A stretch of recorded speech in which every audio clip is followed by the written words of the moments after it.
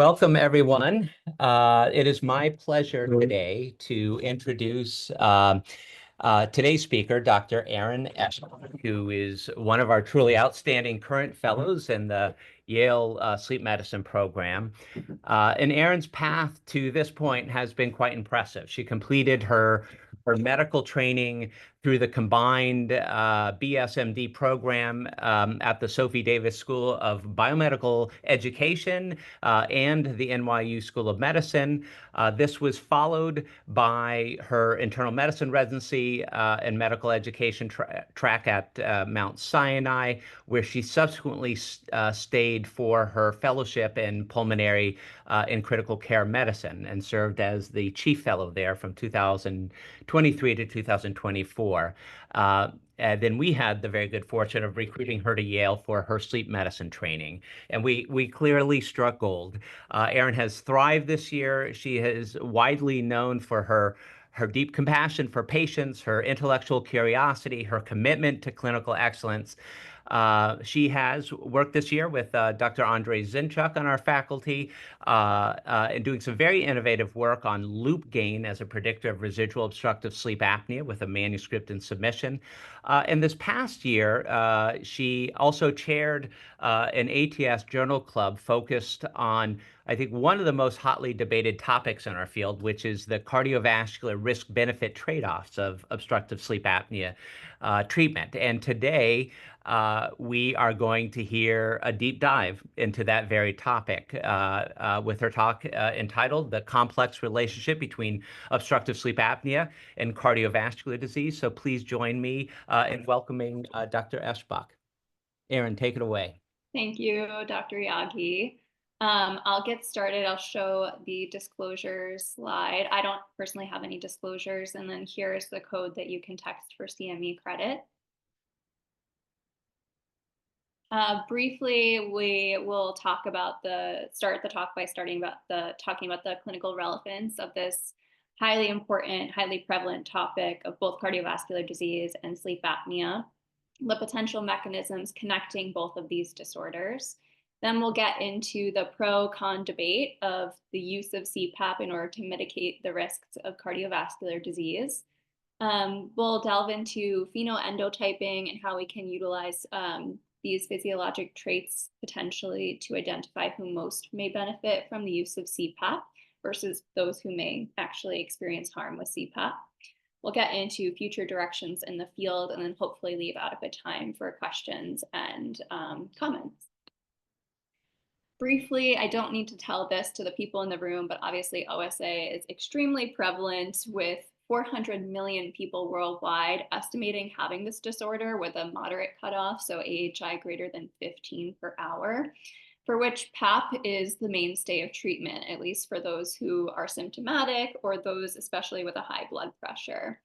But as a result of conflicting evidence, the best practice for treating OSA for the purpose of cardiovascular risk reduction remains controversial. Many clinicians continue to treat asymptomatic or minimally symptomatic people for the goal of reducing cardiovascular risk. But others, in response to some of the evidence that I'll go over, have shifted practice into treating only really symptomatic people with sleep apnea. And so what is the confusion here? Why do people have differing schools of practice? So we'll go over how to best interpret the existing evidence and the future, where to go from here. The relationship between obstructive sleep apnea really all started with observational trials in the 1980s. This particular trial, published in The Lancet in 1985, studied patients via postal questionnaire. They sent out questionnaires to 6,000 men and women and evaluated the prevalence of snoring along with hypertension and symptoms of angina. And they found that both men and women with a history of snoring or self-reported snoring had a higher prevalence of hypertension, with a relative risk of 2 in men and a higher relative risk in women at 4. They also found an association between men who snored, who had symptoms of angina. Interestingly, that was not seen in women. We then went on to study people who were post-myocardial infarction. And by say people, I mean men, mostly men were studied. This particular study, published in 1990, studied 101 men admitted to the hospital after myocardial infarction who had undergone polysomnogram. And they found that those who ended up having a diagnosis of obstructive sleep apnea when compared to the control population were more likely to have had an ischemic event. And they found that with an apnea index cutoff of greater than 5.3, that they cited an odds of 23 for having a myocardial event. Next, I would be remiss without talking about some of the data that we produced in our Yale Sleep Center. So this was published by Drs. Naomi Shah and Dr. Clara Yagi. This was a study that recruited patients out of Yale Sleep Center who were referred for mostly symptoms, so it's a different population here, who had PSG. And then these patients were followed out with questionnaires for an average of 3 years for the presence of cardiovascular events. Cardiovascular events being myocardial infarction, CHF, coronary artery disease needing revascularization, CABG, etc. And they found that in people who had had a diagnosis of sleep apnea from their studies, even after adjusting for known comorbidities, these people with sleep apnea had a significantly higher rate of a cardiac event, which is actually on par with the hazard ratio in association with tobacco use. Not only did they find this, but they found that there was a dose response, if you will, between the degree of sleep apnea and the hazard ratio for having an event, with the highest risk being associated with people with severe sleep apnea with an AHI of 30 or greater. Perhaps the biggest or largest prospective study on the topic of sleep apnea and outcomes would be the Sleep Heart Health Study. This is just one of the studies that analyzed this particular cohort, and they analyzed 4,500 men and women for the presence of sleep apnea and evaluated them for coronary artery disease and CHF survival over time. And this group found that in men in particular with severe obstructive sleep apnea, they were 68% more likely to develop coronary artery disease compared to those without any disease.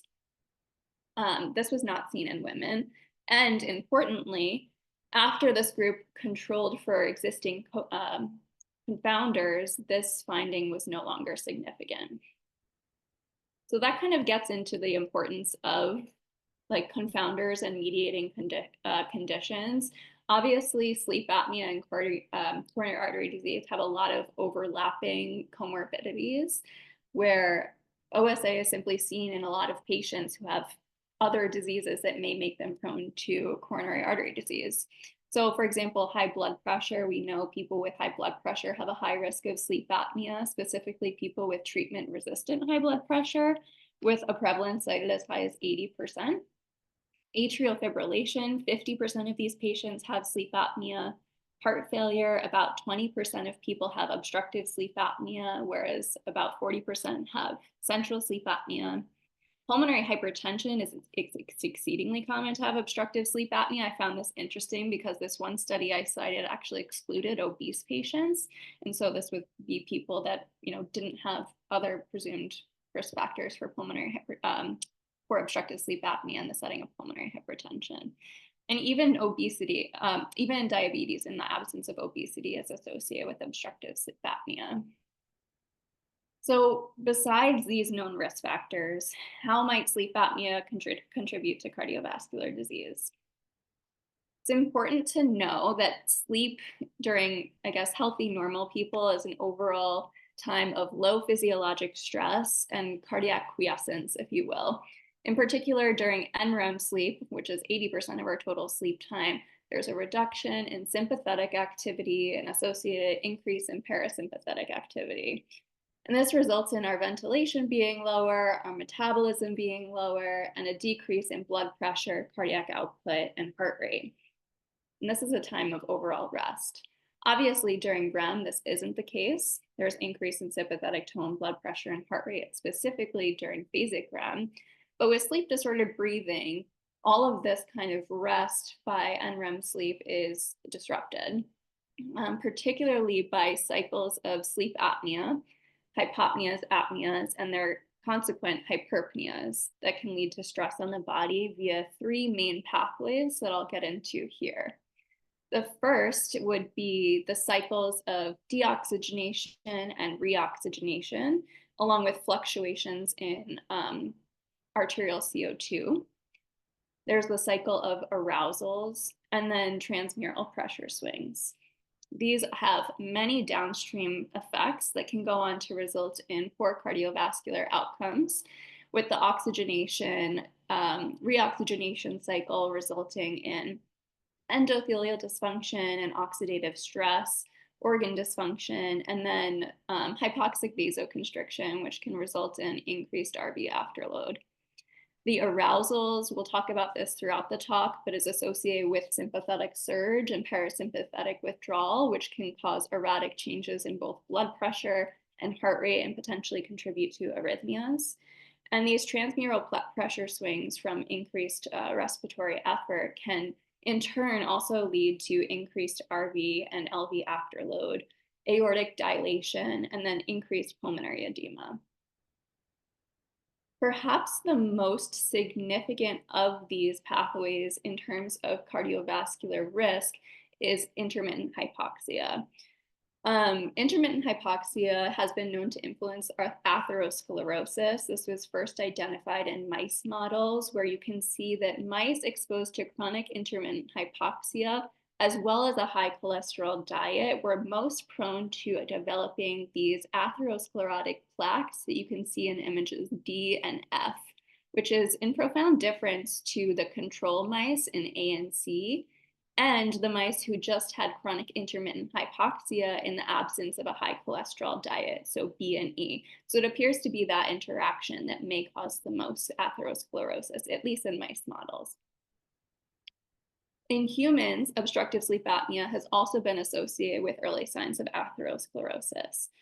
This was published by Draeger and colleagues, and they took really important care to do this study because it's very difficult to measure atherosclerosis in direct relation to obstructive sleep apnea in humans without considering the other comorbidities that these patients would have that could potentially contribute to atherosclerosis. So they had a very, very strict exclusion criteria. They excluded anyone who was obese, anyone with diabetes, hypertension, known cardiovascular disease, prior or current smoking, hypertension, and then also excluded anyone on any chronic medication at all. So a very, very healthy population. And they screened people with polysomnogram, and then they performed testing to measure the carotid intima media thickness, and then measures of arterial stiffness, which is the pulse wave velocity measured here on top. Both the intima media thickness and pulse wave velocity are thought to be markers of atherosclerosis in the large vessels in the thoracic cavity, particularly the aorta. And this study found that in people with severe sleep apnea, they had increased markers for atherosclerosis. Not only that, this same group did a follow-up study for patients with sleep apnea and measured these markers over time. This was a small randomized control trial that randomized 24 patients to CPAP, and 24 patients to sham, who had severe sleep apnea, and they found that while the patients who were not on CPAP had persistently elevated markers of atherosclerosis, the patients that they put on CPAP had significant improvement in these markers over a 4-month follow-up. So that kind of gets into the hot topic of the hour, CPAP. Is it actually beneficial, or can it help these outcomes, or is there any sign for harm? So similar to the association between sleep apnea and cardiovascular disease, the studies that first suggested a benefit from CPAP were observational. This study in particular was quite a small study at just 54 people that were exclusive. There was one woman actually who had both CAD and sleep apnea. And they followed them observationally for 90 months to a composite cardiac endpoint that's listed here, but death, acute coronary syndrome or need for revascularization, and then admission for heart failure. And they found that in the patients who were treated, they had increased survival compared to those who were untreated. Obviously, this has many limitations, which I'll get into in a second. But this was a larger study that also was an observational study that evaluated people who were healthy, who were simple snorers, who had either mild to moderate sleep apnea or severe sleep apnea, and then evaluated a subset of people who were treated and followed them for about 10 years.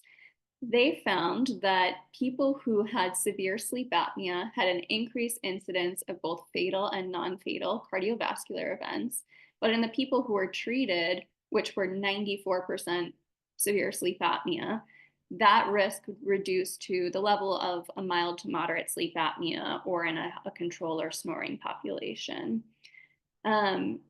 It should be noted that not everyone that was treated had severe sleep apnea. They chose to include some people who had excessive daytime sleepiness because there is some equipoise about not being able to exclude those patients. But either way, both of these observational trials and all observational trials for the reason of evaluating the effect of CPAP are quite limited because of the healthy user effect. All of these patients who were not treated with severe sleep apnea were offered treatment with CPAP, but they declined. And so you have to think, if they declined treatment with CPAP, would they potentially make other decisions that would not optimize their cardiovascular health, putting them at increased risk? So that leads us to the main randomized control trials on the topic. I think you all are familiar with them, so I'm not going to spend too much time. But in summary, while the observational trials that we discussed did show benefit with CPAP, these randomized control trials actually did not. This first study listed here was published in the JAMA in 2012, and this is actually one of the studies that evaluated CPAP for primary prevention of cardiovascular disease. So they actually studied people with an AHI greater than 20 who were non-sleepy, because at this point there was some ethical dilemma about randomizing sleepy people to CPAP or not.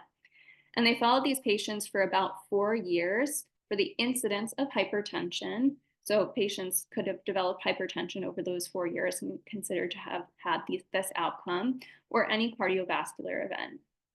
Their cohort study was actually quite small for studying primary prevention at just 723 subjects. And so, not super surprisingly, they did not see a benefit for people they placed on CPAP in preventing this outcome. The Ricadza study was a randomized control trial for secondary prevention of cardiovascular disease in patients with sleep apnea.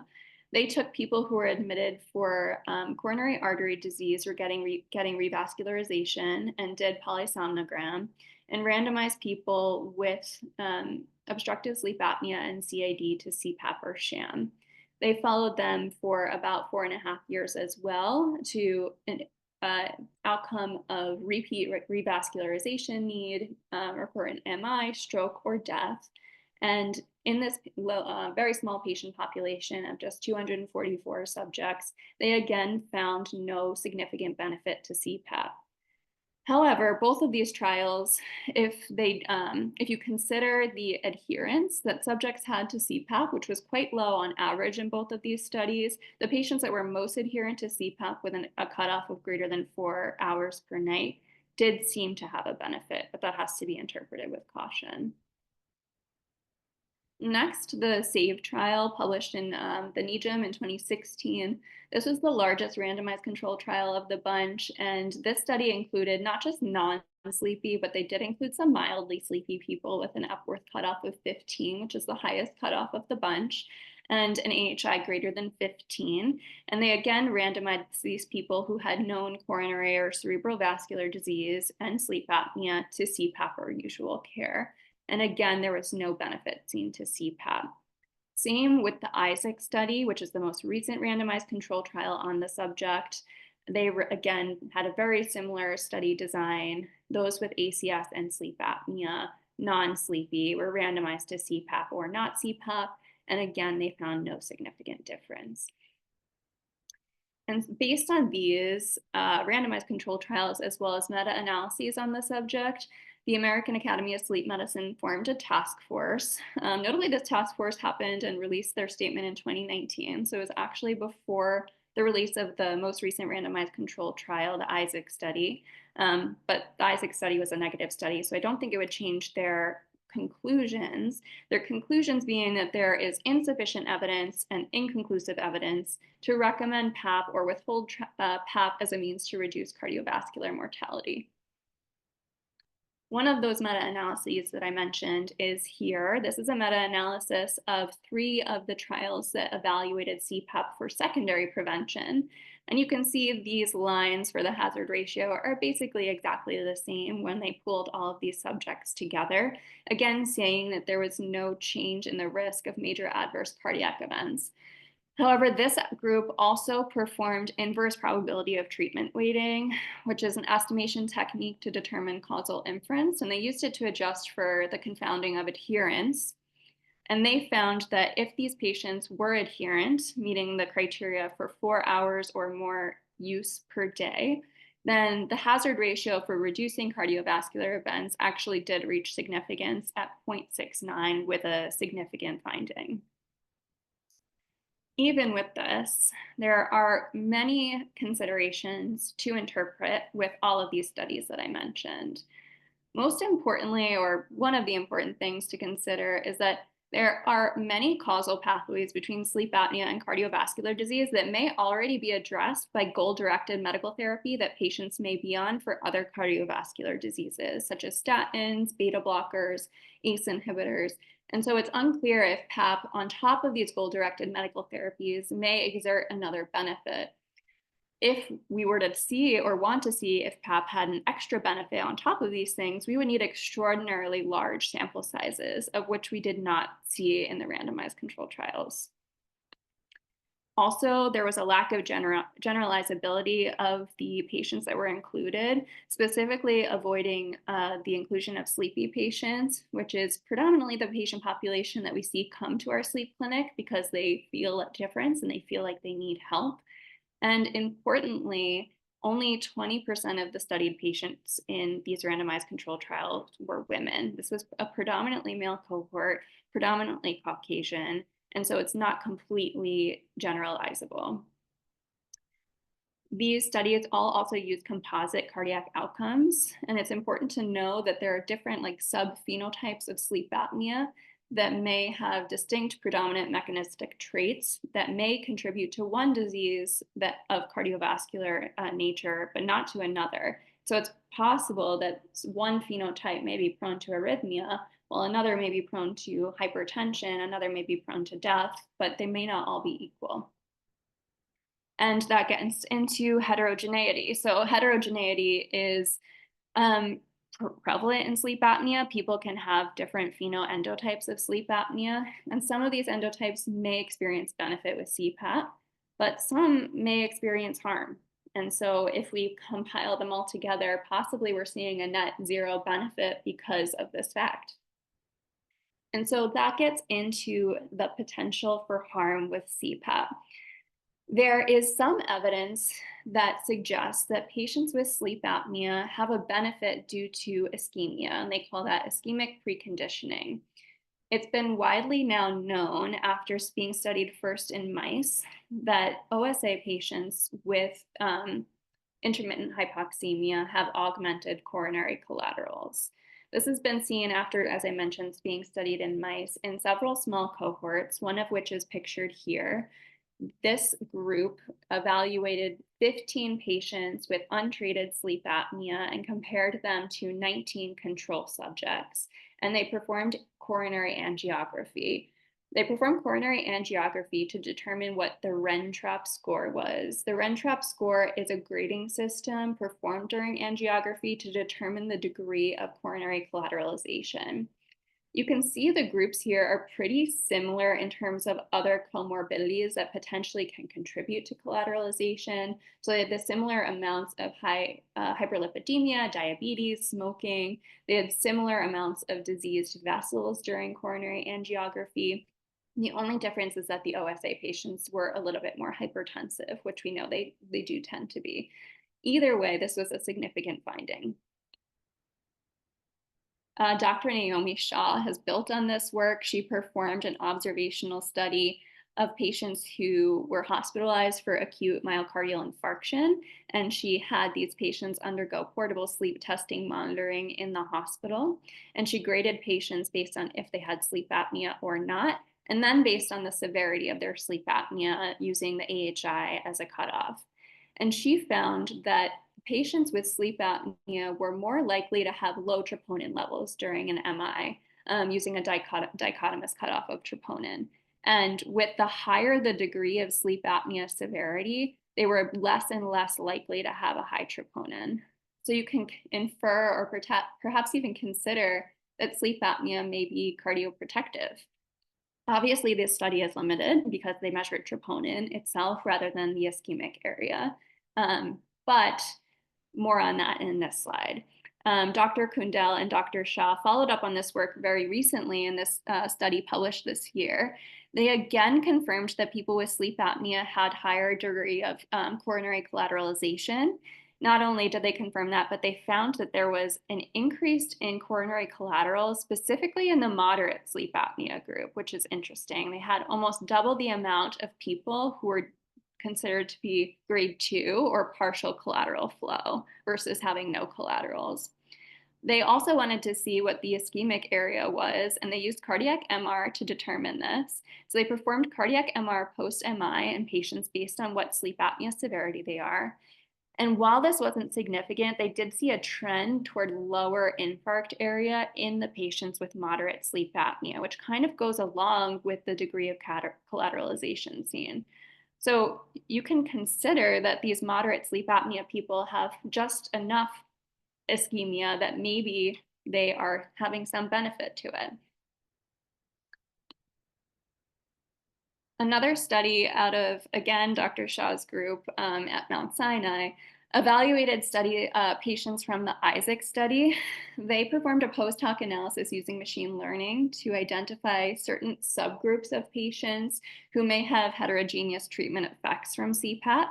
What they did is they evaluated the average sleep apnea respiratory event duration, and they considered people who had a short respiratory event duration, which was the mean in this particular group of 19.5 seconds, and a long respiratory event duration. Within the long respiratory event duration groups, they then split the groups into those with low cardiovascular risk factors or a low ASCVD risk score and a high ASCVD risk score.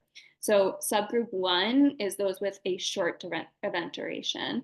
Subgroup 2 have a long respiratory event duration, but low ASCVD risk factors. And then subgroup 3 has a long event duration, but high ASCVD risk score. And they actually found that in patients in this cohort with a long respiratory event duration and high ASCVD risk score, that CPAP is associated with reduced probability of survival. In addition, several studies that have proven that angiopoietin-2 increases with CPAP use. Angiopoietin-2 is a VEGF vascular growth factor released from the pulmonary endothelial cells in response to lung injury. Interestingly, intermittent hypoxemia promotes the release of angiopoietin-2. So you would assume that the intermittent hypoxia that is treated with CPAP would decrease the angiopoietin-2 release. However, that hasn't been found to be the case. Actually, on CPAP, greater levels of angiopoietin-2 are seen with CPAP, but also greater levels are associated with greater mortality. This group decided to evolve on this finding of the angiopoietin-2 and potential harm for CPAP by evaluating the difference in outcomes based on the CPAP pressure. And they found that in patients getting more than the mean CPAP pressure in this particular group, so in this case, more than 7 centimeters of water, the patients who needed that higher pressure had a higher risk of an incident cardiovascular event, which again supports maybe CPAP can be harmful in certain people. So acknowledging all of that in the con debate, who do we treat then? So we can consider who best to be treated by looking at their phenoendotypes. For any given AHI, I think many of us know that there are variations in other phenotypic factors, in particular, the ventilatory arousal and hypoxic burden. There's changes in pulse rate response, respiratory event duration, whether a patient has more predominant disease in REM or non-REM. And then there's also gender dependent differences as well. And it's important to consider because variability of any of these factors may contribute differently to different cardiovascular diseases and may respond better or worse to CPAP in turn. Hypoxic burden, which is the sum of the area under the oxygenation curve over the total sleep time, has been associated with increased risk of cardiovascular disease and death. And in this in many and two different studies, at least that I saw, CPAP in people with a high hypoxic burden has found to be protective. So this is data that is in contrast to what I said previously about hypoxic burden or ischemia potentially being protective, just another school of thought. Pulse rate response is also known to predict cardiovascular outcomes and response to PAP.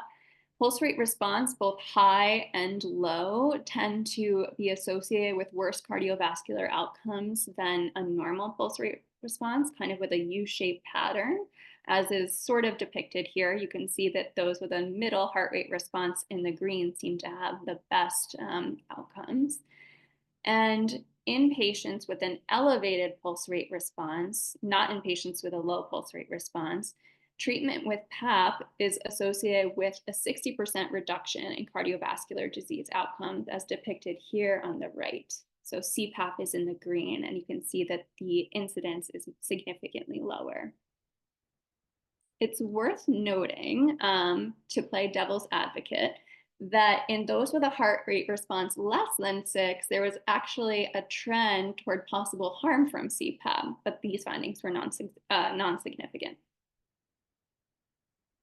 Going back to what I mentioned or alluded to earlier, short respiratory event duration as opposed to long respiratory event duration is not only associated with higher risk of cardiovascular disease on its own. This has been established in at least 2 different cohorts, but CPAP in the group with a short respiratory event duration is protective in terms of survival. Why is this important? Because women and Black patients have a shorter respiratory event duration on average than white men. And these are patients that are historically excluded from randomized control trials. And potentially this could be a reason why we weren't seeing any benefit from CPAP if we're excluding the patients that may see the most benefit. There's also REM predominant disease, which has classically been known to be associated with worse cardiovascular outcomes. Sleep apnea events during REM are typically longer, they're more frequent, they're associated with deeper desaturations, and so increased hypoxic burden than events that occur during non-REM sleep.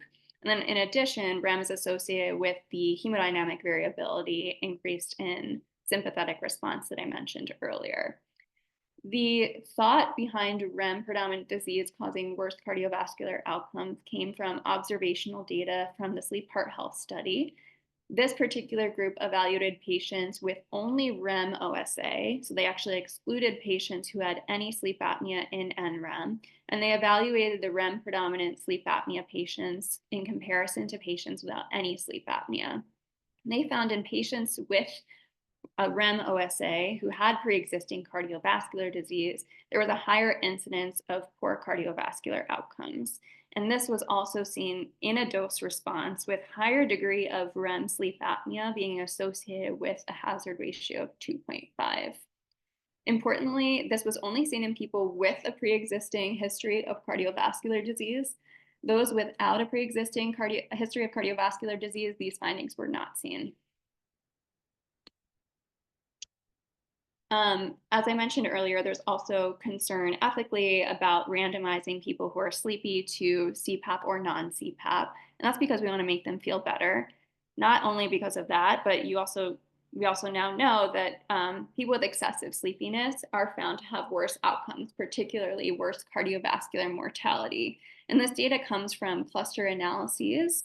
This particular data analyzed 780 Chilean patients with sleep apnea who characterized their symptoms by degree of sleepiness.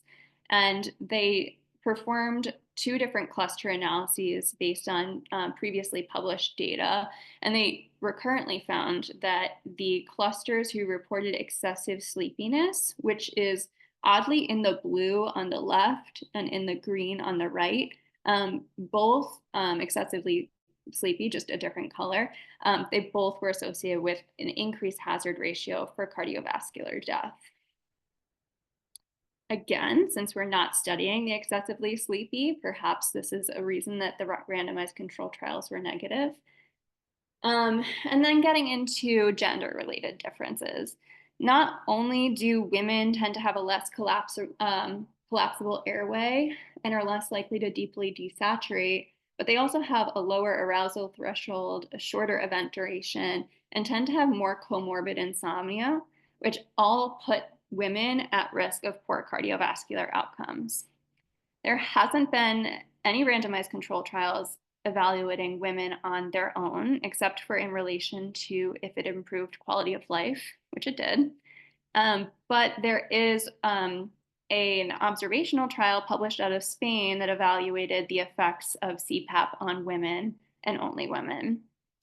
This study observed women with varying degrees of sleep apnea, and they considered sleep apnea and untreated compared to treated sleep apnea.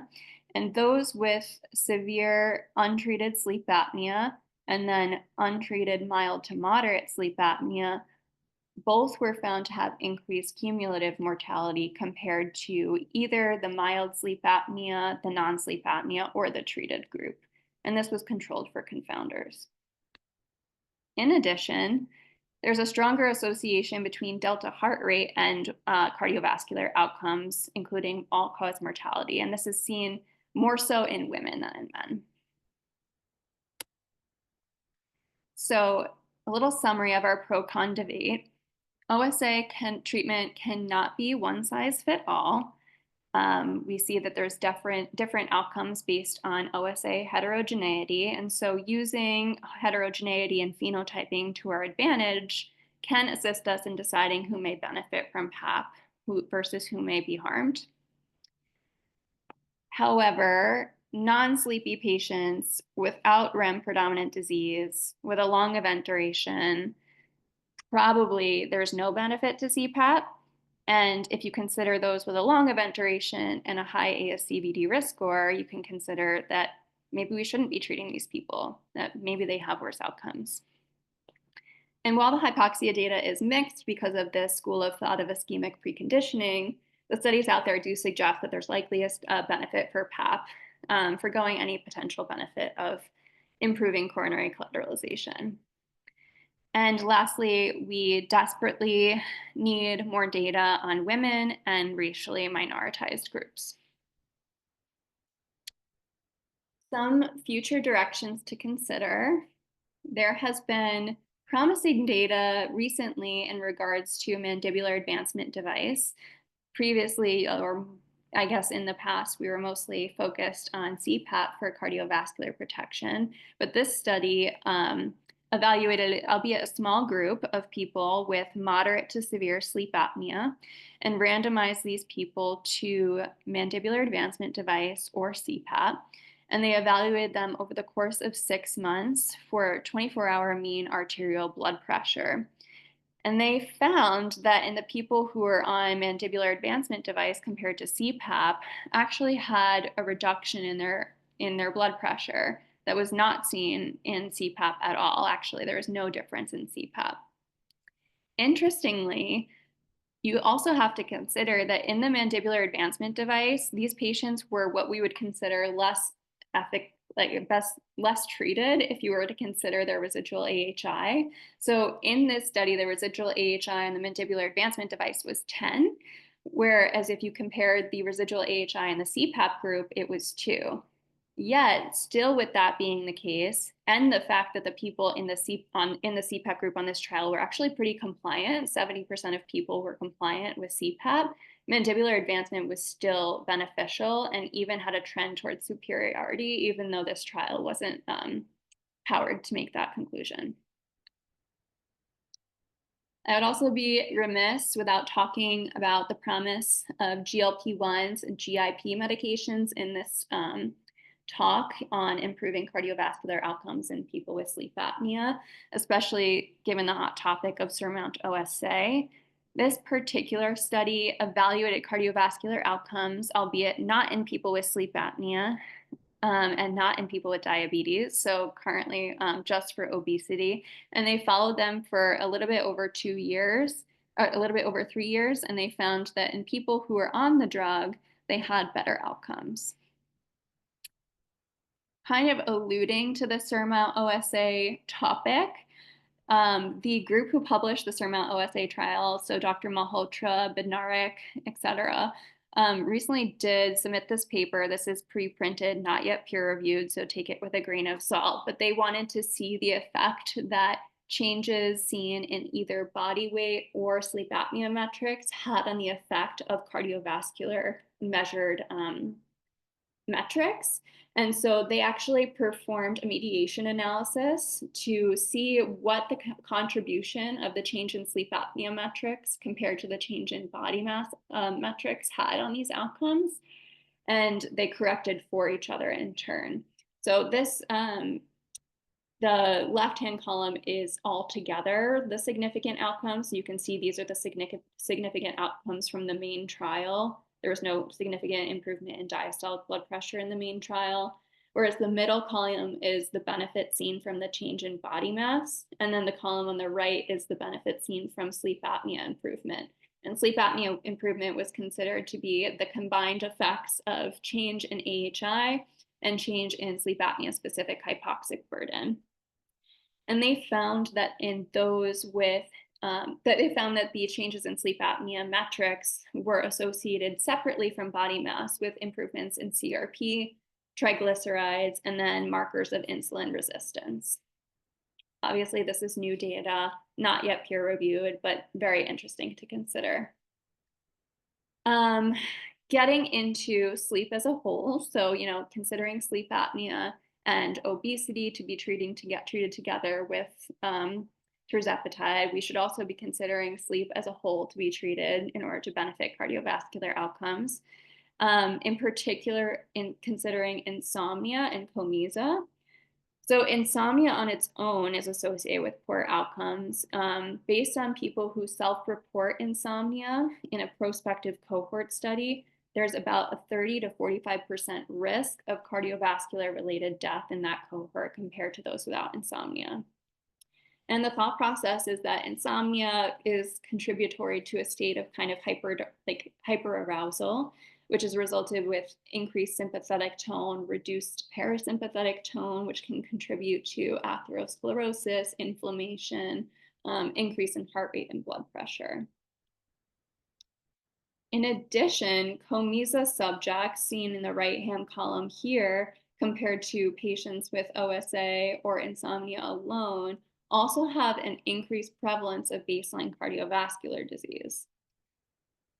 With that, even controlling for baseline cardiovascular disease, COMISA patients have a reduced survival over time compared to patients with OSA and insomnia alone. So we really can consider the COMISA population to be an important phenotype that is at increased risk. There's also more up-and-coming data on sleep regularity, both sleep duration regularity and sleep timing regularity. So sleep duration regularity is, or regularity is time or duration within 120 minutes of the previous night, whereas timing irregularity is variation by more than 60 minutes within the time you fall asleep and wake up night by night. And irregularity in both of these metrics are associated with increased coronary artery calcium scores, while sleep duration irregularity in addition to coronary artery calcification scores, is associated with carotid plaques and abnormal ABIs.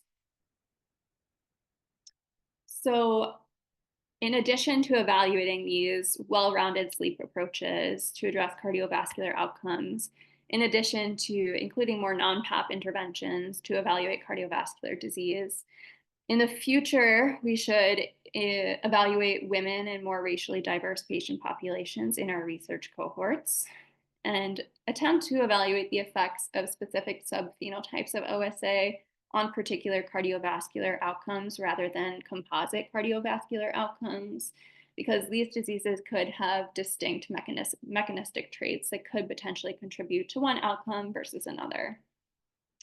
And then while there is an ethical dilemma about including sleepy patients in randomized trials, we should study these patients in general. And so advanced research tactics may be needed because these patients, I think it's pretty evident, do benefit from CPAP. In summary, observational trials demonstrate independent associations between OSA and cardiovascular disease, while randomized trials do not support that. And given the conflicting evidence, the best practice for treating sleep apnea for the goal of preventing cardiovascular disease is controversial. Acknowledging heterogeneity between OSA people may allow us to make more informed decisions and treat patients in a patient-centered manner that may improve their personal outcomes. And then with the limitations of randomized control trials that we discussed, we should consider adaptive trial designs in the future. And so I'll open the floor. What do you guys think? Can PAP mitigate the risk of cardiovascular disease? What do you say to your patients? And what do you guys think? And Deb had to leave early, so I will leave this up for people who need the code for CME credit. Erin, that was fantastic. That was a tour de force review of an extensive amount of literature. And as we were going through this, it really was, over the last 15, 20 years, a process of our field evaluating a novel cardiovascular risk factor. We started with these cross-sectional studies and then observational studies and looking in different populations and coming up with plausible biologic mechanisms and looking at temporality and finally these treatment studies. These are how we assess causality, and it was really wonderful and very succinctly presented. I must say, I have been more recently convinced by some of the, albeit post hoc analyses, with respect to some of these phenotypes of sleep or event duration and hypoxic burden and delta heart rate response, because although they're post hoc analyses, they are analyses unlike looking at how long people wear their CPAP, are not confounded by the healthy user effect. They're a biological measure. So I'm going to throw some of your questions back at you. You are now a world expert on this topic. How do you counsel your patients on this question? I think I did this spiel today in clinic. I think I say that the data is really not pointing one way or the other, but I have adapted that in people with profound hypoxia, I think there is a benefit, even acknowledging the whole ischemic preconditioning school of thought. I say, we do see benefit in all these other metrics like cognitive function, TIA, hypertension, but the cardiovascular disease, we're still kind of unclear and teasing through it. I think you just have to consider these phenotypic traits. And when you're looking at the patient's sleep study, I think the hypoxia is so far the most common one that I look at. But after doing my research for this talk, I think also, incorporating the event duration and the pulse rate response is something I'm going to start doing as well. Yeah, I think that's it's nuanced, right? It would have been so much more simpler if some of our early randomized controlled trials that had shown a consistent message with what we were seeing in some of the observational studies looking at treatment efficacy.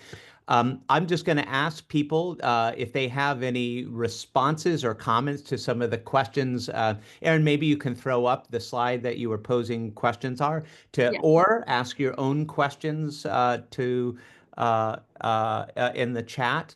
Um, and in the meantime, what you sort of I think very strongly indicated that there's a need for um, more racially and sex diverse studies. We have been excluding populations.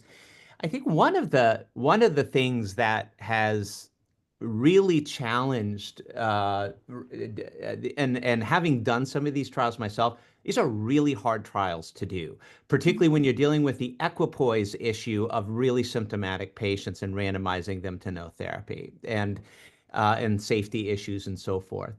But our methodologies for causal inference have also improved, and even with observational data. And I'm wondering what type of data would you like to see to sort of point us moving forward in terms of answering some of these questions about treatment and cardiovascular disease risk reduction?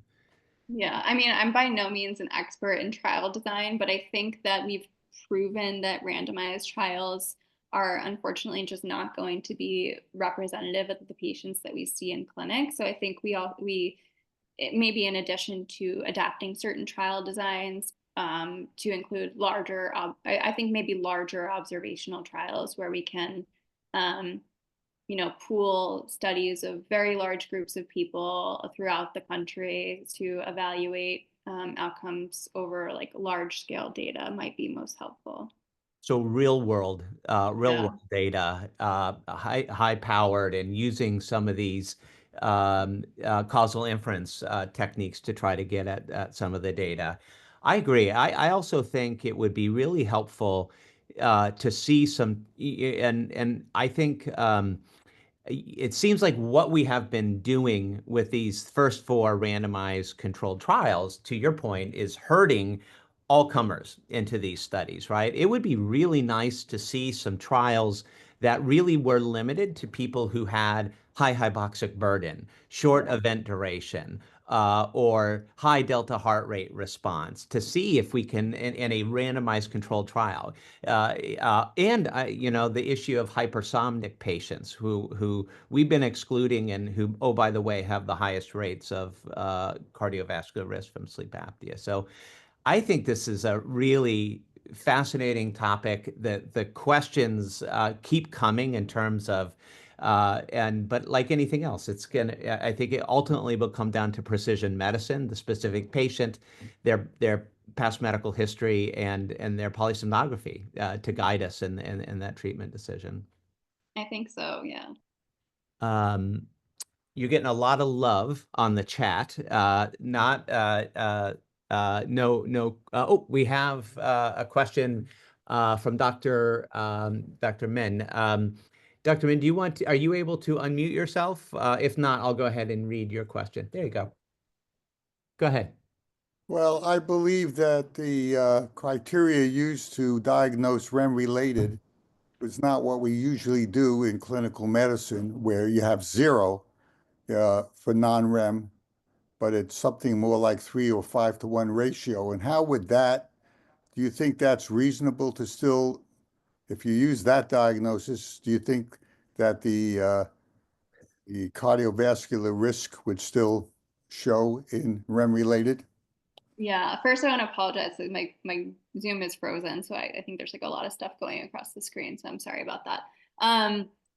I think it's interesting because as I was looking at that data, it occurred to me that these are not patients that we end up being able to treat based on insurance guidelines. So if someone has a REM AHI that's high, but a total AHI that's like within the normal range, a lot of times we are not able to get CPAP covered for them. So I think that that's just something that's not seen in real life enough. And it's something that made me wish that we were able to cover, because often we see patients in the VA in particular, where insurance doesn't really matter, but we can treat who we want. And we see people who have REM isolated sleep apnea and we treat them, and we otherwise would have been working them up for like a hypersomnia disorder, and we treat them and they feel better. So I don't think it's as real world applicable looking at it like that, but it makes physiologic sense. And I wish that it helped to change our practice guidelines and what's covered. Thank you for that question. And oh, by the way, women tend to have more REM-related apnea. And I think it was Babak Moklesi's data that really showed that connection between REM-related apnea and non-dipping and worse hypertension. So there probably is a signal there. Um, uh, we have time for other questions, another minute or two before we wrap things up. So Erin, great job. Congratulations on this journey through time, space, variables. Really fun to see all this put into one cohesive conversation. You know, I think one question that I have for you, as you've now have had at least a year's worth of seeing patients with sleep apnea in the sleep clinic setting.